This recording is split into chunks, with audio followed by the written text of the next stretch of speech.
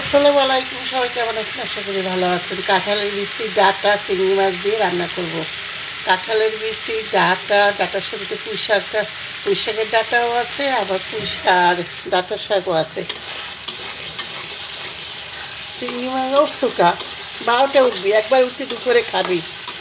বিয়ে হয়েছে, পেনশন পাইছো না, তাহলে এই ঘরে লক্ষ্মী কোনোদিনও আইবে না। ওই তো ইচ্ছাটাই উঠাই নেই, কইছে উঠাবি না, দেখুন কয়টায় উঠে। পেঁয়াজ বাটা, রসুন বাটা, তারপর একটু জিরার গুঁড়া দিলাম, ধনিয়ার গুঁড়া দিলাম, চিংড়ি মাছ দিয়ে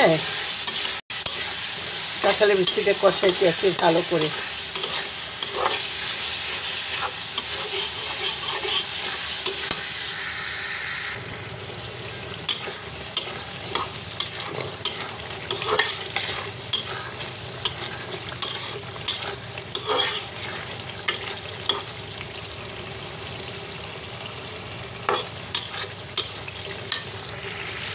কাঁঠালের বিচি কষানো হয়েছে, এখন ডাঁটাগুলো দিয়ে দেবো শাকসহ।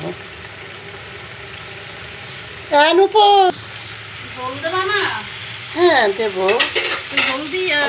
দিয়ে দিন, একবার দিয়ে দিন। আচ্ছা দাও। এখন এই দেখেন ডাঁটা, পুঁই শাকের ডাঁটা, এমনি ডাঁটা আর ডাঁটা শাকসহ দিয়ে দেবো।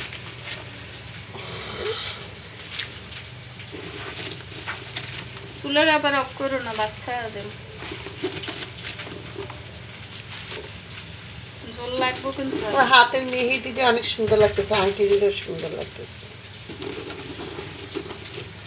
এখন আর নাড়াচাড়া দেব না, ঢাকনা দিয়ে রেখে দেবো। আর লাগবে জল।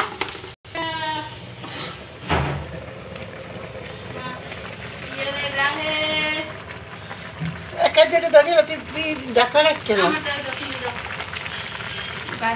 এই যে দেখেন, এই কেবল আমি কিন্তু করছি। ও আর ডাটা আমরা একটু চিনি দিই, একটু চিনি দিস, একটু চিনি দেবে স্বাদের জন্য। আবার পরে সেটা পরে গেলে দাঁত দাঁড়িয়ে নি তোমার রেডি রাহে তোমারে।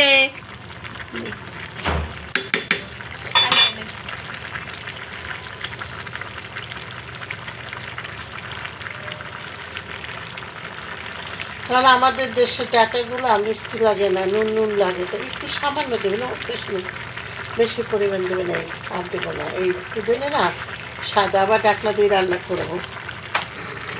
তাহলে বিরাজ দেখেন আমার ডাটা রান্না হয়ে গিয়েছে। যদি ভালো লাগে বেশি করে লাইক দেবেন, শেয়ার করবেন, কমেন্টস করে আর সাবস্ক্রাইব করবেন।